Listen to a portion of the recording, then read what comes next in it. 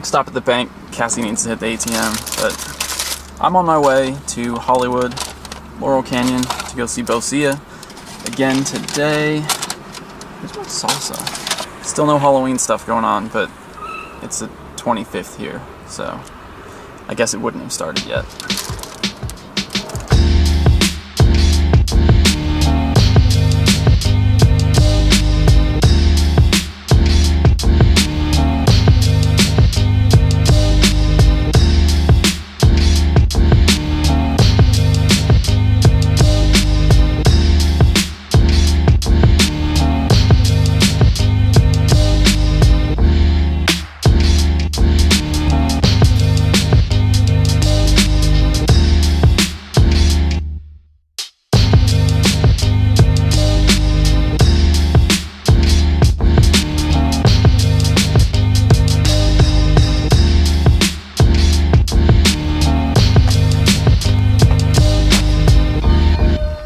Here, Laurel Canyon, super windy, not a lot in the way of Pokemon up here. That's no surprise though, it's been that way since launch.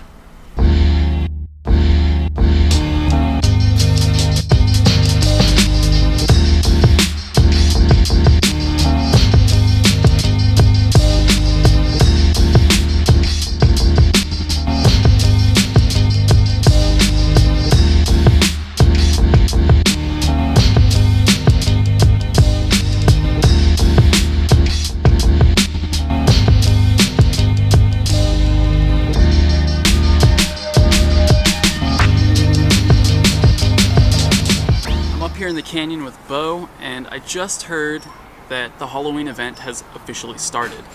I don't have any spawns right now, but that's not normal. They were there a second ago. I'm not seeing any of the spooky spawns, the ghost types, Drowsy, Zubat, but when I transfer Pokemon, I should get 2 candies for this. Plus 2, there it is. So the Halloween event has officially started. Oh, let's see, there they are. No ghosts, no spooky Pokemon. Maybe once I get back down to Downey.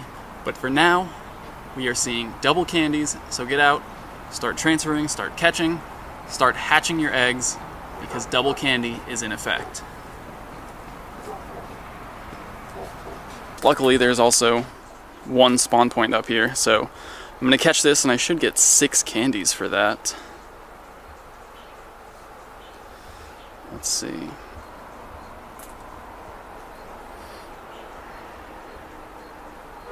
6 plus 6. Regular amount of Stardust though, but transfer that. And that's 8 candies for 1 catch.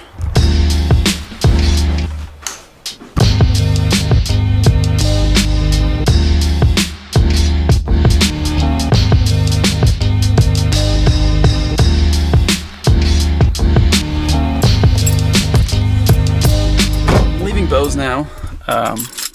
But before I head home, we're gonna go get some food down in Hollywood. So, it should be interesting to see if we see those increased Halloween spawns. I'm sure you've all seen this by now, but check it out. Sweet Gengar loading screen. It's actually really cool. Well, there's at least a Drowsy around. No Zubats, no ghosts. But Drowsy's cool because we don't see that out here. There is a Cubone here, and I do want to mention that a lot of people have reported Cubone and Meowth are also spawning at very dramatically increased rates. And I think the reason for that is that Niantic probably realized that not everywhere has the same spawns as San Francisco, and that Ghastly and Drowsy are actually pretty common for a lot of people, especially in the UK and in Europe. So they increased spawn rates of Pokemon that those people might not normally see, like Cubone, which we actually see pretty commonly here in Southern California. So I'm glad they realized that increasing spawn rates on just a few Pokemon doesn't really help people who see those Pokemon a lot already. So everyone around the world should see increased spawns for a Pokemon that they don't normally see a lot of. Unless you're in Santa Monica, you probably see everything all the time.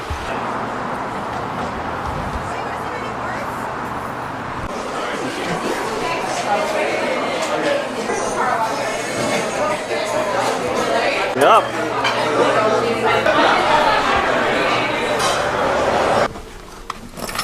Just finished eating. That was really good. But I'm gonna go down to Hollywood Boulevard now because I really want to investigate these Halloween spawns and I need to stock up on items. And there are a ton of Pokestops over there.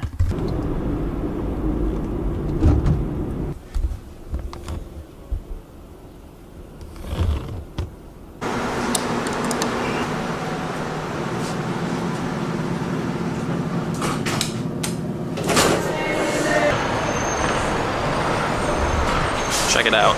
For day one Trainer Tips fans, this is the first gym I ever battled. Definitely wasn't level 7 back then.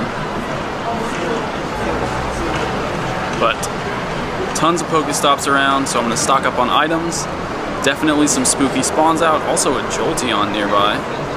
So, let's see how it goes.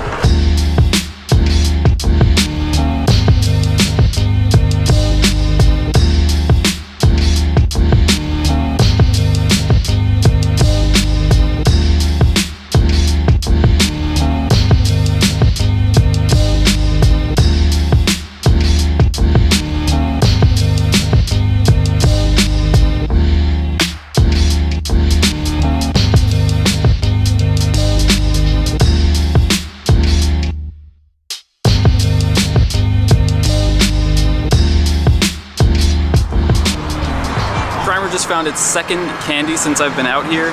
It turns out the way they decided to do it wasn't to make every 3 kilometers worth 4 candies. They just cut the distance you need to walk into fourths. So with Grimer, that's 0.75 kilometers. That means with Pokemon that normally require 1 kilometer, like Magikarp, it's only going to take 0.25 kilometers, and 5 kilometer Pokemon are going to take 1.25 kilometers. So you're going to be earning a ton of candy. What am I at right now? 7. I got a long way to go.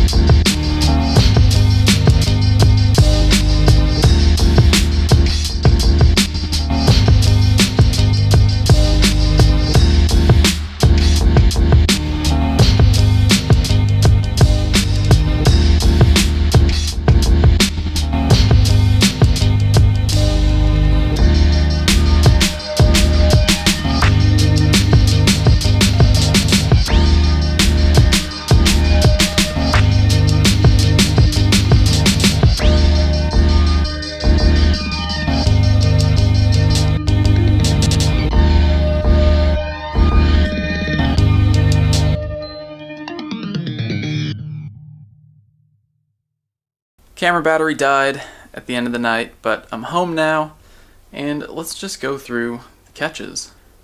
Ghastly, Cubone. I caught this Clefairy 824 CP. Pretty stoked about that. The IVs are pretty good, but I might just evolve it because it has such high CP anyway. Cubone, Zubat, Grimer found a candy, Cubone, Drowsy, Ghastly, Zubat, Drowsy, Zubat, Meowth, Cubone, Drowsy, Nidoran, Cubone, Marowak, that was fun, Paris, Diglett, Cubone, Meowth, Drowsy, Cubone, that's the end of the list.